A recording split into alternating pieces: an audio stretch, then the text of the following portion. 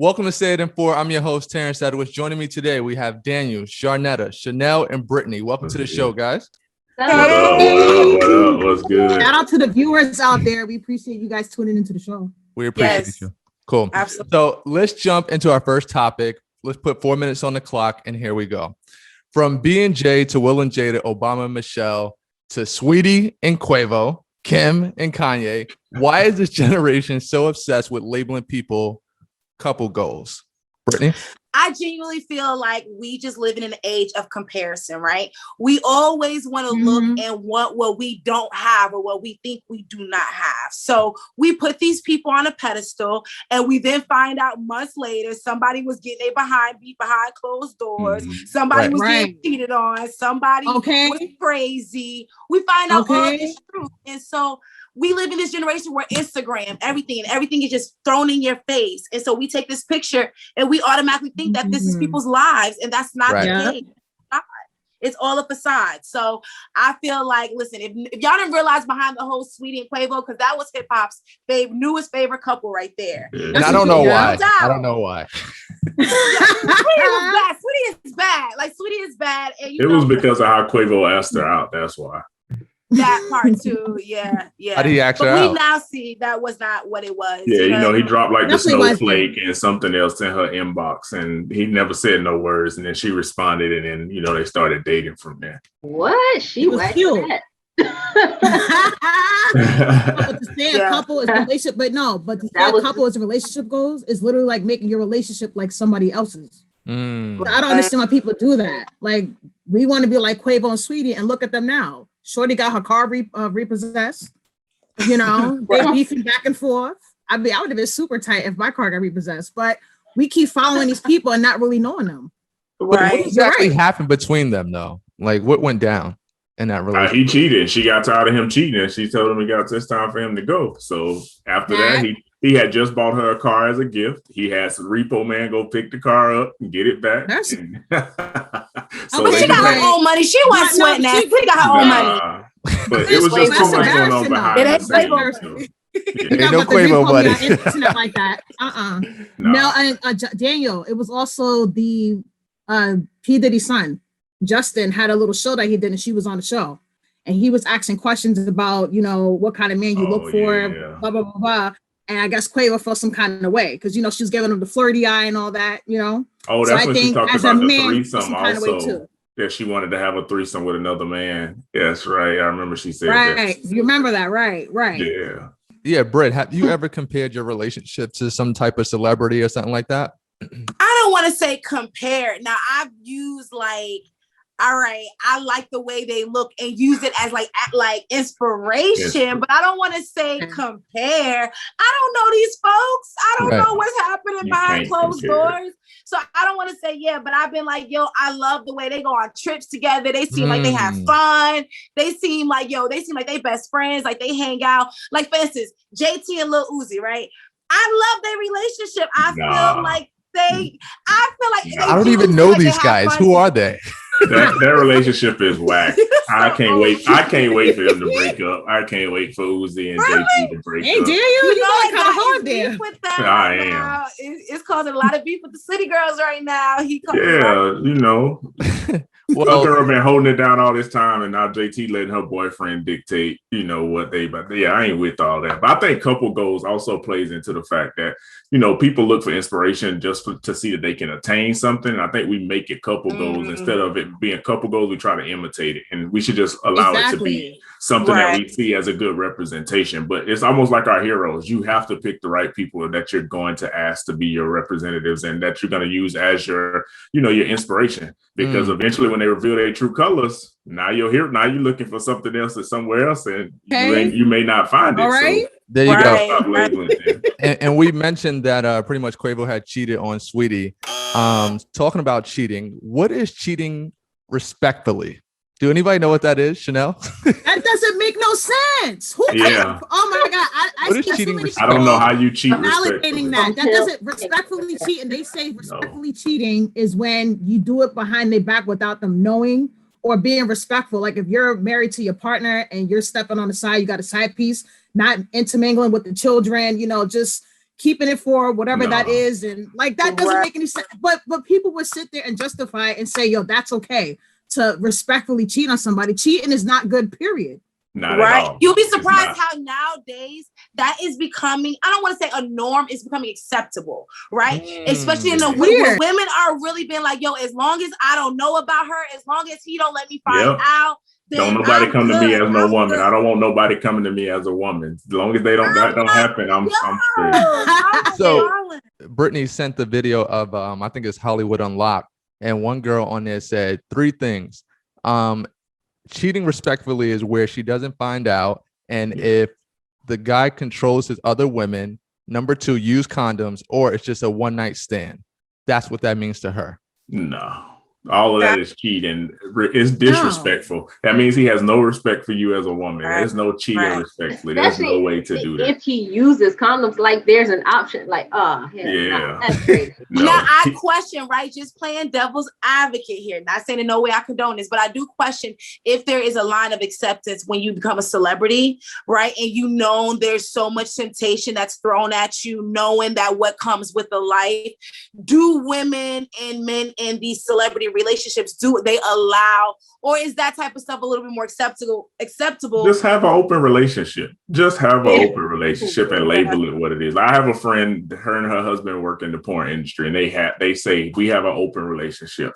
These are our rules in our open relationship. As long as he don't break these rules, I have no issues. So just have an open relationship. But what's the point of having an open relationship though? What's the point of having a relationship? Yeah, but I mean, some of them have that open relationship just based off of, how they feel, and they both have an appetite for having other partners and know that they can't be faithful. So maybe you find somebody else that can't be faithful either, and you say, well, since we both can't be faithful, we probably good for each other, and let's go do our own thing and keep it moving from there. I do not agree with cheating respectfully. There's no such thing, because you're with someone for monogamy, for that partnership, for that safety to do, whatever you want. Yeah. So if you're cheating, then why is there a need to even be together to begin with?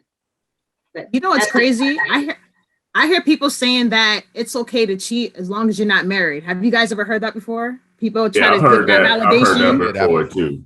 But it depends on what stage of dating you're in. That's a whole nother discussion that we can have whenever we do that show, because I believe there's different stages of dating too. So, there's the talking stage, there's dating. Because when you date, unless we say we dating exclusively, then you should be dating other people, because how else you going to find the one if you just stuck with one person for so long? So that's my thesis on that. But I just feel like there's no way to cheat respectfully. This is an open relationship. Call it what it is. Call it what it is. Now, I got a question real quick before we go into the next topic. So part of that dating, Daniel, are you having sex with multiple people too? Or like, how does that work? See, that's the understanding you got to have with whoever you with at the time. But, if you're talking to somebody in the beginning, I've always made it clear, like, all right, we're dating. I'm trying to get to know other people. But once we go dating exclusively, then that's it. You're the only person that I'm going to be with. Right. Ain't messing up your happy home. I know that's right, Daniel. Yeah. I guess if you just set those boundaries and expectations in the beginning, then maybe cheating is a perspective then, I guess. But like if you, say this is how it's going to be, but then you go outside of the boundaries that you set, then. Exactly. Yeah. All right, so let's switch gears a little bit. There's a scene or a situation going on where there's a restaurant owner who's under fire right now. He recently removed 2 customers, I guess, who didn't meet the code, the standards to everything. Is it okay to just tell somebody, hey, I don't like your hair, I don't like your nails, you got to get out? Daniel? Ignorant. No, you can't do that. I mean, unless it's set exclusively before you attend that restaurant and you already know that it's an upscale restaurant and they have a dress code and a dress standard. But just to walk up to somebody because of you don't think that they fit the image that should be inside of your establishment at that time, yeah, that's a no-go for me, especially when, as I've heard everybody say, they actually looked well put together. You're not finna just throw me out your restaurant because I don't fit the standard that you think I should be. Right. We're in the 1930s. Britt, remember we went to a nice restaurant in West Hollywood, maybe like, I think 5-6 years ago. I can't remember when it was, but it was called Fig and Olive. And everybody was dressed a certain type of way because it was a fancy restaurant. There's nothing wrong. I don't feel like there's nothing wrong with that. If you ask somebody and you say, hey, look, we have a certain dress code or standard. You just can't come in with flip-flops. Some people just want to come in any type of way. No, there's a dress code. There's a dress code. So you're saying, B, that it was mainly the look. He didn't like how they look, like their face, or like what was it exactly? Right. So he kind of attacked their hair. He was like, yo, I can see your lace front. Oh, I can see your leave out. And so he attacked their look, right? Like you said, there's nothing wrong with having a dress code. You have plenty of establishments that say, you know, when you come here, men have to be in a tie and women have to, you know, look a certain way. There's nothing wrong with saying have a dress code. But when you're attacking somebody's look, something that they may not be able to control, something that, you know, that's different, and that was out of pocket. You know, to me that was completely unacceptable for him to be just having a new establishment and trying to set a standard that really was not the way to go about it. I could understand if in your mind when you envisioned your restaurant, you saw a certain vibe. That's understandable. Then have a dress code. But you cannot sit there and say, women, oh, your hair doesn't look the way I want it to look, so you can't come in here. No. These are paying customers. You can't do that. And their hair didn't look, there was nothing wrong with their hair.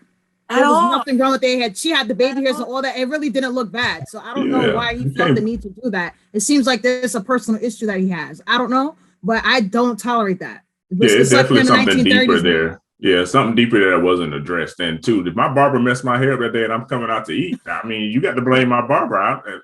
You can't blame me. Right. So, like, if my lace front was sticking out, then I need to go holler at my hairdresser and figure out what she did wrong. But other than that, you should be kicking me out your restaurant, though. Right.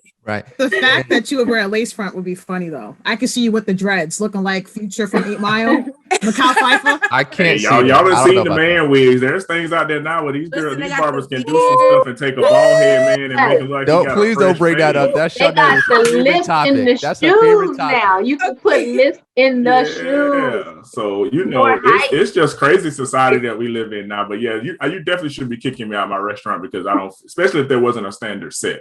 Now there was, and definitely if it was my hair, like I can't control, you know, what's going on with that at that point in time. My hair, either way, I'm sure that's the end of his restaurant before it even began. Yeah. You know what I'm saying? Shut it down. Yeah, that's like kicking somebody out for their teeth. And talking about teeth, Michael Strahan recently got his teeth fixed. Or was it a joke? How do you feel about that, Brittany? So when I saw it, like, I'm not gonna lie, I am so glad it was a joke. I was not feeling the all that. It was too much. Perfect teeth. It did not look right. It did not look no. right. So I was like, he wasn't even cute. Why did you do that? Like, the gap was a signature. Like that was Brittany. My heart was broken when I saw them teeth. I said, them teeth is too straight. That dude, you look mad busted with them teeth straight like that. Busted.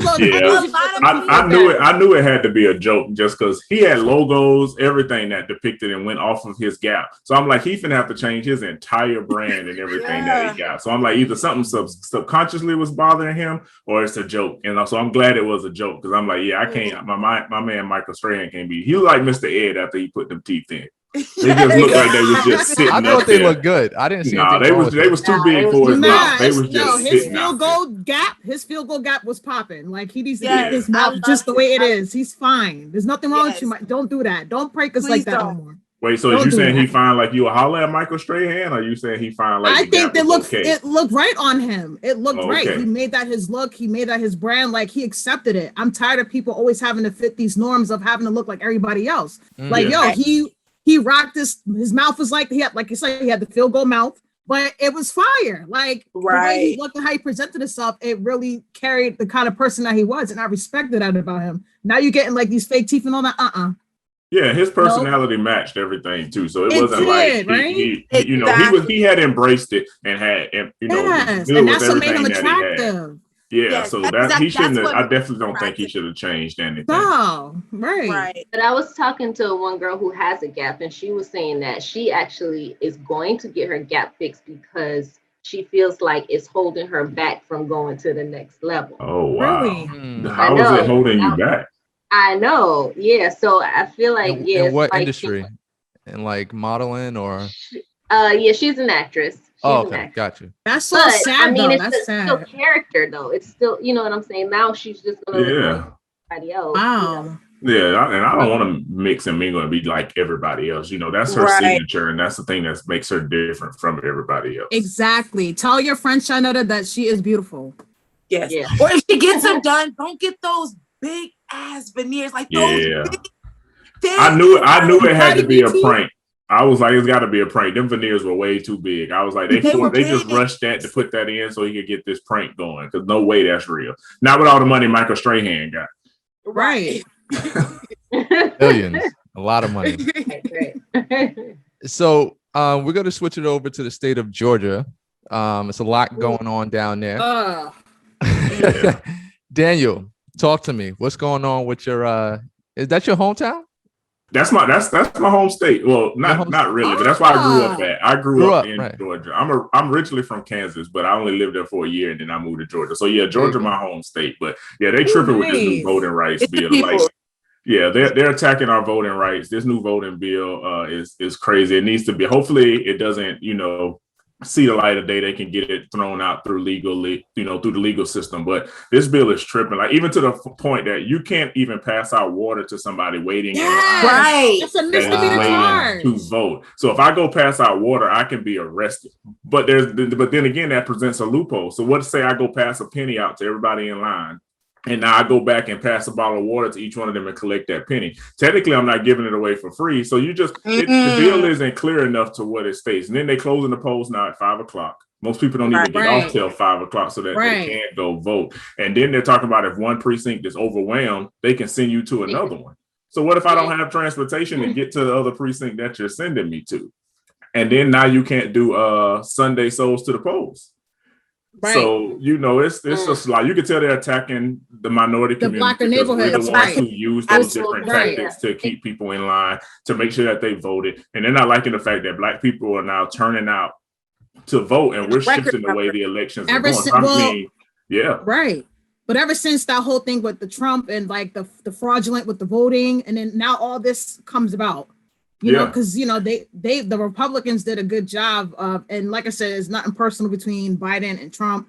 I'm just saying, like, they did a good job, pushing that narrative about the elections being fraudulent, and now they have to come up with these laws to kind of make it challenging for individuals in Georgia. Because I was told, if I'm not mistaken, wasn't Georgia like the first time in history that all those people came out and voted? Mm-hmm. They're just all scared of Trump and trying to get back in his good graces because that man is relentless. He's coming up with his own social media app now since he's banned from everybody. They're all like legit scared of him. It's crazy. Yeah, but I'm glad that Major League Baseball, they pulled their all-star game out of Georgia. Right. Very supportive. Delta was. But see, I don't like when companies do that because I don't think it's genuine a lot of times. I think it's more or less have a public demand and people are telling you we're going to pull our black dollars if you don't make this statement.